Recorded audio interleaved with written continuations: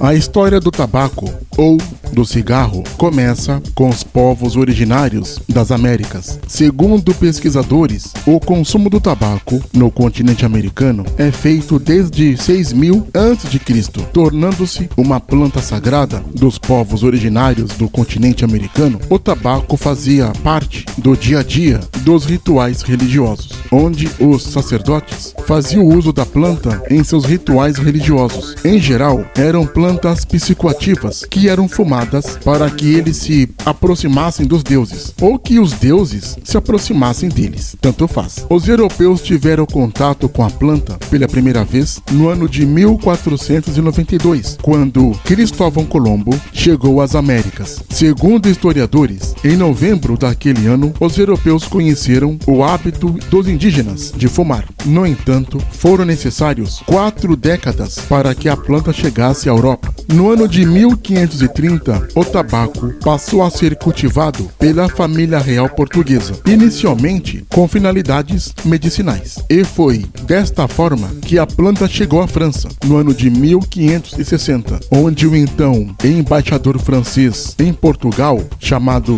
Jean Nicot, enviou tabaco à rainha Catarina de Médici para tratamento de sua enxaqueca. E ela teria dado início ao hábito de fumar, que foi rapidamente difundido entre a nobreza da França e posteriormente entre os demais países da Europa. Neste mesmo período, os colonos portugueses iniciaram o cultivo do tabaco em lavouras no Brasil para o consumo próprio, e o excedente começou a ser comercializado com a Europa. Inicialmente, a produção se concentrava no Recôncavo Baiano de Salvador e também em Recife. Durante o século XVII, o tabaco passou a ser um dos principais produtos de exportação do Império Português. As lavouras, no entanto, se expandiram rapidamente somente depois da famosa Proclamação da República. Abrindo aqui um parênteses, a Proclamação da República, que é falada nos jornais, revistas, etc., não é uma proclamação. Na verdade, é uma implantação da ditadura militar aqui no Brasil, mas isso é assunto para outro vídeo. Inicialmente, entre os europeus, o tabaco era usado como uso medicinal. E tudo começa quando o médico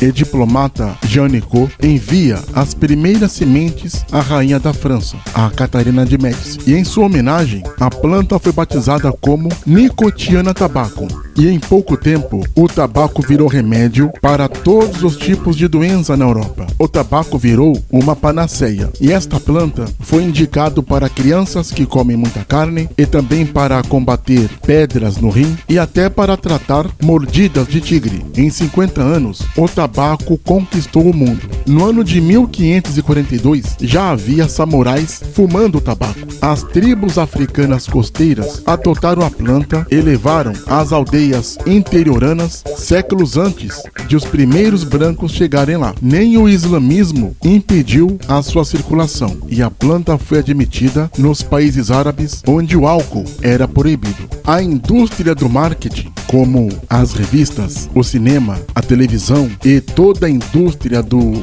audiovisual, vê no cigarro um meio de propagar o produto. Já nos anos 20, o objetivo surgiu como um elemento de transmitir o glamour e a rebeldia, e muitas vezes servia como metáfora para relação sexual. A exemplo disso, nós temos o filme Carne e o Diabo, de 1926, com Greta Garbo. E na era de ouro de Hollywood, especialmente no final dos anos 30 ao início dos anos 60, o impacto do cigarro foi potencializado em grande escala, e o fumo teve a função quase que de fazer a propaganda da sétima arte. Artistas como Bette Davis,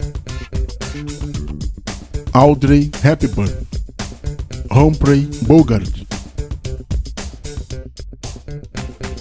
James Dean e todos os grandes nomes do cinema americano e etc. sempre foram vistos consumindo cigarros. E eles consumiam cigarros atrás de cigarros. E é claro, em frente às telas. Havia uma clara glamorização do fumo, contribuindo assim para a construção do comportamento e o aumento exponencial do número de fumantes adultos e jovens no planeta. Estima-se que entre os anos 70 e os anos 90, a indústria do cigarro teria investido mais de $1 bilhão apenas para inserir o cigarro nos filmes, inclusive escolhendo quais atores apareceriam fumando e até intervindo nos roteiros. Ao mesmo tempo, na TV, campanhas celebravam o fumo como algo aventureiro e prazeroso. Um exemplo bem claro disso é a lendária série de propagandas do cowboy da Marlboro, que anos depois acabou se voltando contra a companhia, diante do fato de que alguns dos cowboys vieram a falecer de câncer pulmonar ou problemas respiratórios causados pelo cigarro. No Brasil, o papel midiático de propagar o hábito do fumo foram as novelas da Globo. Fumar era sinônimo de charme e de liberdade. A indústria da moda, empresas de marketing,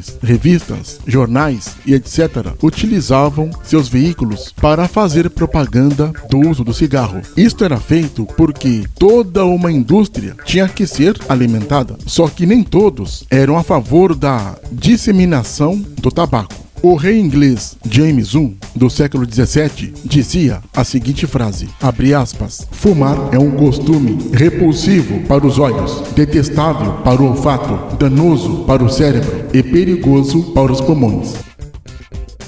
Fecha aspas. É claro que, infelizmente, ele foi ignorado. O imperador otomano Murad IV proibiu o fumo em seu reino. E para fiscalizar, para ver se havia alguém fumando em seu reinado, ele se vestia de mendigo e implorava por umas baforadas. Quem dava o tabaco a ele era decapitado. Estima-se que 25 mil pessoas foram mortas em 14 anos no reinado do imperador otomano Murad IV. A partir dos anos 40 e 50, as primeiras pesquisas científicas sobre os malefícios do cigarro começaram a ganhar força. E no final da década de 60, a comunidade científica no mundo todo já admitia existir os prejuízos à saúde causados pelo consumo do tabaco. Em geral, são 3 os componentes básicos da composição do cigarro, que são a nicotina, alcatrão e monóxido de carbono. O alcatrão é, na realidade, uma mistura imprevisível que pode conter vários compostos com diferentes toxinas. Por isso, sua quantidade total não serve como medida de controle. Alguns produtos conhecidos que compõem o cigarro são acetona, ácido cianídrico, amoníaco, butano, DDT, formol, matanol, mercúrio, naftalina, polônio e etc. O cigarro é danoso à saúde e, sabendo que é um veneno para os seres humanos, infelizmente não há nada que proíba o seu comércio.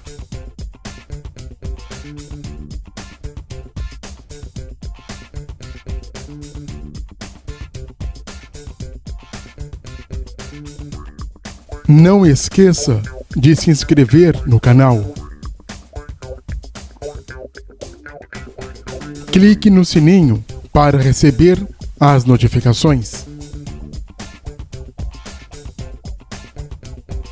Compartilhe o canal. Dê o seu like.